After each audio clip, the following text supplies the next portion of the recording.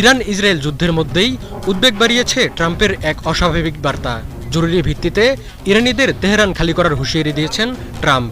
সোমবার নিজের সামাজিক মাধ্যম ট্রুথ সোশ্যালে এই হুঁশিয়ারি দেন মার্কিন প্রেসিডেন্ট। ট্রাম্প লিখেছেন, সবাইকে এখনই তেহরান ত্যাগ করতে হবে। তবে এ হুঁশিয়ারির পেছনে নির্দিষ্ট কোনো কারণ উল্লেখ করেননি তিনি। ট্রাম্পের এই হুঁশিয়ারি ইরান ইসরায়েল যুদ্ধে আমেরিকার জড়িয়ে পড়ার শঙ্কা বাড়িয়েছে।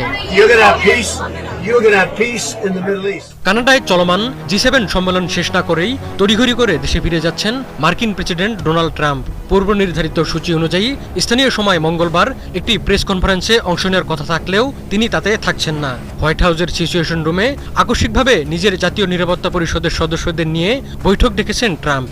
দেশে ফিরেই সেই বৈঠকে যোগ দেবেন মার্কিন প্রেসিডেন্ট।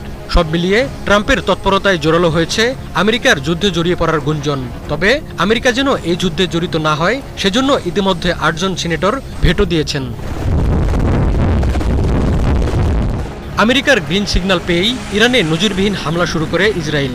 ভয়াবহ এই সামরিক অভিযানে আমেরিকার যথেষ্ট সহায়তা পাচ্ছে নেতানিয়াহু বাহিনী। কিন্তু ইরানকে দমাতে গিয়ে বড়সড় ধাক্কা খেয়েছে ইসরায়েল আমেরিকা গং। আয়াতুল্লাহ খামেনির সামরিক সক্ষমতাকে যতটা দুর্বল ভেবেছিল শত্রুরা, বাস্তব পরিস্থিতি ততটা ভিন্ন।